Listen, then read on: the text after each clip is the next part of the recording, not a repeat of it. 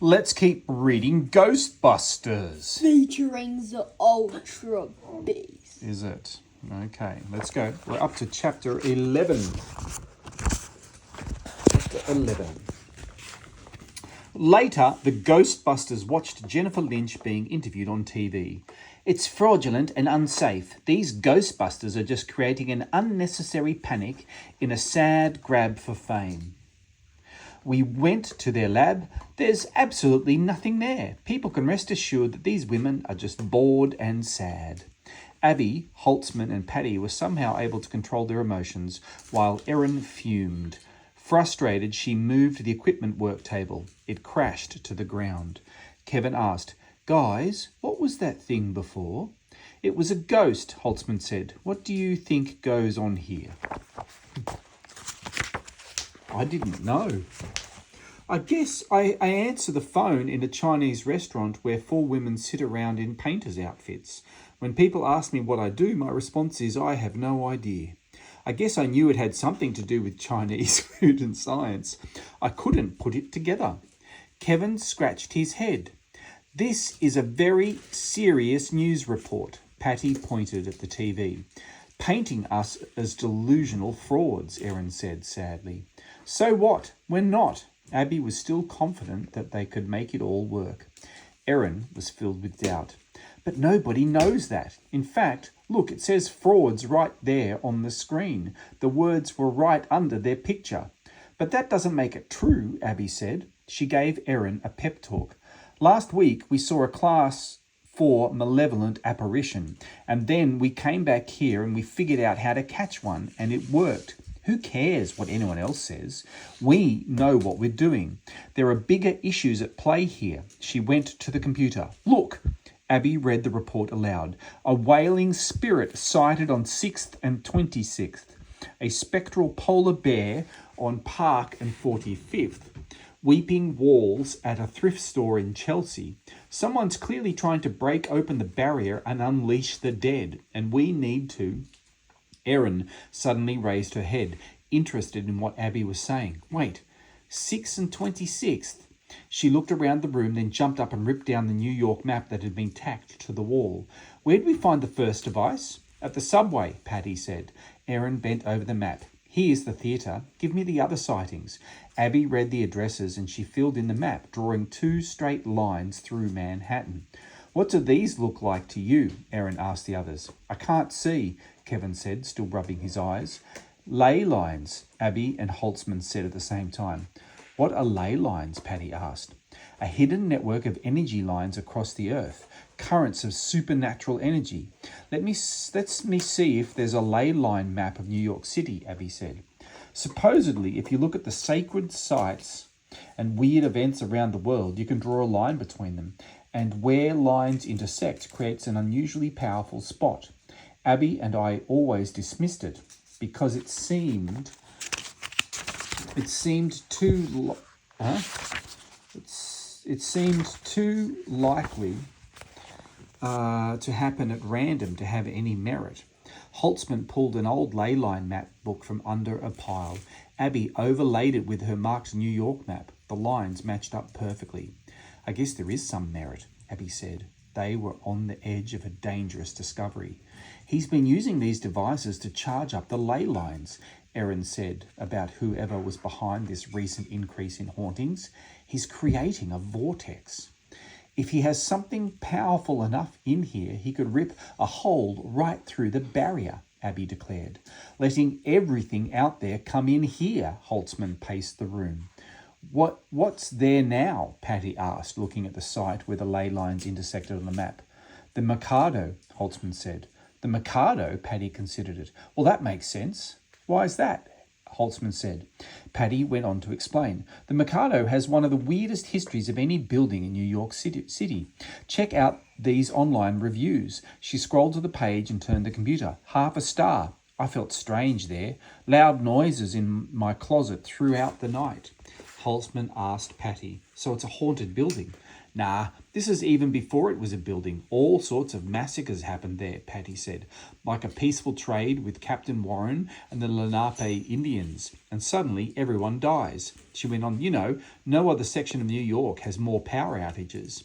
Also, a ton of pedestrian deaths. My cousin got hit by a car in front of there, but he's an idiot. Erin stood at the computer with Patty. They were looking at the Mikado's website. There was a picture of the entire staff standing in the lobby smiling. Only one person was straight-faced. It was Rowan in his maintenance uniform. Hold on, Patty poked a finger at the screen. That's the dude from the subway talking about cataclysms. Bingo, Erin shouted. Fire up the car and let's get over to this hotel of horrors. Abby started gathering equipment. The Echo 1 screeched to a stop in front of the Mikado. The Ghostbusters jumped out and headed in. At the front desk, the clerk was on the phone. And did you just try adjusting the thermostat before making this call? Oh, what a wonderful tone you've decided to use with me. I see the cold draft has not cooled your temperament. Excuse me, Erin interrupted. The desk clerk turned toward them and raised a finger, silently asking for a minute. Then, into the phone, he said, well, that sounds more like a you problem. Hold on. To the Ghostbusters, he asked, what do you want? Where's your janitor? Abby asked. That guy. What has he done? The clerk pointed to where they could find Rowan. I don't care. Take the stairs down. The Ghostbusters rushed to the door, down the stairs and to the metal door of the boiler room. Beneath the door, a light flashed. They readied their proton packs and entered. The first thing they all saw was the mirror. Behind the glass, glimpses of nightmarish ghosts were trying to break free. The creepy sounds were terrifying. Rowan was there too. His fingers flew over a keyboard connected to a large machine that seemed to be controlling the ghosts. Stop! Abby stepped forward. Okay, I know you're having a ball bringing all these ghosts into New York, but the thing is, we happen to like this world the way it is. I don't, Rowan replied. I think it's garbage. And when the barrier is destroyed, the armies of the undead will return to pester the living. Pester doesn't sound too bad, Erin said. They will pester the living with unspeakable pain and torment. Everyone will be eliminated, Rowan went on. Different meaning of pester, Erin acknowledged. Yeah, that's something else, Holtzman agreed. Abby went for the compassionate approach. You don't like people. People can do terrible things. I get it. Don't get me started on this one. She gave me a small nod towards Erin. But then there's good things. All sorts of good things, like soup. And why is the only thing I can think about soup? I'm very stressed out. Just stop the machine. Rowan brushed her off and turned up the power. Abby pointed her proton wand at him. Rowan froze. They all heard sirens wailing outside the hotel. Don't take another step, Abby warned Rowan. The police are on their way down. Well, in that case, bye. Rowan grabbed onto the electrified ghostly mist his machine was creating and electrocuted himself. He fell to the floor, dead. That's weird, isn't it? Very weird. The Ghostbusters were stunned. What? Erin didn't know what else to say. Turn the machine off, Abby told Holtzman. She ran over to shut it down. They all looked at Rowan's body. Holtzman frowned. Weird move. Holtz, are we okay? Erin asked. Holtzman read the machine meters. Yeah, I think so. Well, at least it's over. Erin continued to look at Rowan. Abby called up to the police. Hey, down here. Police and Homeland Security surrounded the Mikado. Erin walked over to Abby, who was now looking at Rowan's ghost machine.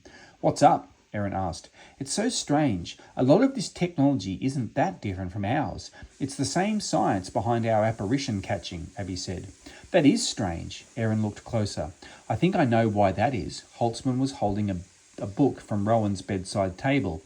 It was the one Abby and Erin had written. Well, it's a very powerful book, Abby said. Jennifer Lynch entered the room. Thank you for everything you've done. You saved us all. The mayor privately thanks you as well. Let me walk you out. As they walked out, Erin watched the police and Homeland Security forces dismantling Rowan's machine.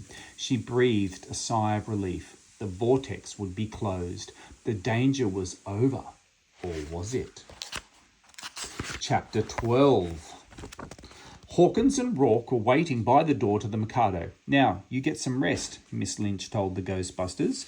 Let these guys get you out of here. That sounds nice, thank you, Abby said. I just have to say a few words, you know how it is. Jennifer Lynch opened the door, revealing the press waiting outside. Agents Rourke and Hawkins moved to arrest the Ghostbusters, while Jennifer told the reporters, everything's fine, just another publicity stunt by these incredibly sad, lonely women. I mean, give it a rest, am I right? Back in the Mikado basement, Homeland Security agents finished putting up crime scene tape around the disassembled machine and sealed the maintenance room. In the chaos, Abby had left her PKE meter on the floor. The indicators slowly began to blink. The Ghostbusters were let go near Times Square. Since it was over, they wanted to celebrate. Mission accomplished. Let's celebrate. Abby grinned wildly while Holtzman and Patty high-fived. Erin looked bummed and preoccupied. Erin, you in? Abby asked her. My treat. A blogger from the press conference caught up to them. He was holding up to his phone to record the impromptu interview. How do you feel about wasting taxpayer money and government resources with your pranks? Abby got between him and Erin. Back off, buddy. We've got nothing to say to the press. He got closer to Erin. Miss Gilbert, I asked around your hometown. Talk to someone you went to school with. They told me when you were a kid you made up a ghost. Tell me, were you born a fraud? Ghost girl. Erin lost her cool. She lunged at the reporter.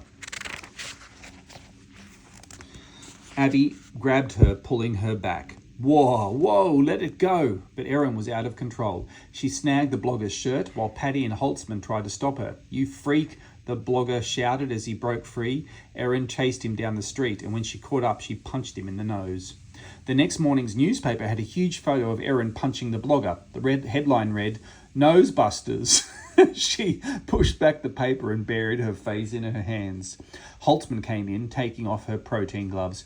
I'm working on some new treats. No spoilers, but let's just say I've always wanted to throw a proton grenade. She casually reached over for the newspaper and started reading. Erin waited for her reaction, but Holtzman didn't say a word. She just sipped her coffee and flipped pages. She finally said, These guys really have their finger on the pulse. Just read it to me, Erin sighed. Okay. Holtzman read the article out loud. Midtown movie theatre owner claims Basset Hound regularly attends matinees by himself. Erin groaned. The story about me. Oh. Holtzman flipped back to the front page. I didn't really notice, she said. She read a bit to herself. It's not that interesting. Erin turned on the TV's local newscast. The reporter was saying, we spoke to Harold Fillmore, physics department chair at Columbia University, where Miss Gilbert used to teach. Oh no, Erin sighed heavily. The camera switched over to Dr. Fillmore's office at the university. Behind Dr. Fillmore, the blogger's video was playing. Erin looked like a maniac. It's unfortunate that we have these former ties with Miss Gilbert, Fillmore said. At Columbia University, we're about real science, discovering truths, not lying for a sad moment of fame. The blogger's cell phone video froze on a particularly insane and unattractive frame of Erin. Abby came in. Doesn't matter what these people think. Then the news anchor said, we also spoke with the dean of the Kenneth P. Higgins Institute. The camera moved to an image of the dean at his desk, finishing his sack lunch. A terrible shame on the Kenneth P. Higgins name. Patty turned off the TV. Forget those dudes. You gotta just walk that off. Think about how many people you saved. Yeah, let's just grab something to eat and find that Basset Hound, Holtzman suggested. Erin had to get away. I think I'm going to take a walk, she left alone. Kevin approached Abby at her desk saying, Hey, Abby, can we talk about the paranormal? I got a bunch of ideas and theories about. Not now, Kevin. Abby left the room. Kevin walked back to his desk with a frown. At Columbia University, Dr. Fillmore was in his office at his desk. Erin was showing him her files and explaining about the proton pack. He seemed interested. Of course, in a million years, if someone asked if I believe in ley lines, I would have said no. But as you can see, the incidents lined up. Our equipment is real. We really saved New York City. Oh, Erin, Fillmore said with enthusiasm. I have no idea. I had no idea. This evidence is undeniable. I have to apologize for doubting you. Would you ever consider rejoining us? You can head up a legitimate science-based paranormal department. Erin beamed. Yes, I would. Thank you, sir. She was back where she wanted to be. Thank you, Fillmore said, and then he glanced behind her. Erin's heart sank as two security guards entered and grabbed her arms. What took you so long? Fillmore asked him as the guards led Erin out of his office. That was uncomfortable. If Erin thought being fired was bad, being escorted out by security was worse. She struggled to carry her proton pack and files. Playing it off, she called back to Fillmore. Okay, so we'll just finish this up later. People in the hallway avoided eye contact. Look, I'm not crazy, Erin told anyone who would listen. I know when people say that, they're usually crazy, but I'm pointing that out, so I obviously have an intelligent perspective on the situation. Security left Erin on the street. She didn't know where to go next or what to do when Abby arrived. So how'd that go? Abby asked. Erin let out a long breath. You just can't handle those scientists thinking we're a big joke, Abby said. Erin slumped onto a bench, putting the proton pack by her feet. Is that some sort of big reveal? Yes, that bothers me. I don't like being dragged through the mud. I mean, any shot of being on a faculty or having any kind of reputation is gone. Believe it or not, my dream was not to start a ghost detective agency above a Chinese restaurant. I mean, Abby, we don't even look like idiots. We look like maniacs. I know you don't care, but I do. Abby, usually so calm, exploded with frustration and anger. You think I don't care? You think it's been easy devoting all my life to all this? Of course I care. I've been called weird every day of my life since I was 4 years old, and I hate it. But I focus on what matters. We discovered all sorts of new things. I get to work with my friends. I felt pretty lucky. The only thing that makes me sad is that after all this time, you haven't changed one bit. Well, I'm not going to take that as an insult because I happen to like myself, Erin said, rising. No, you don't, Abby said.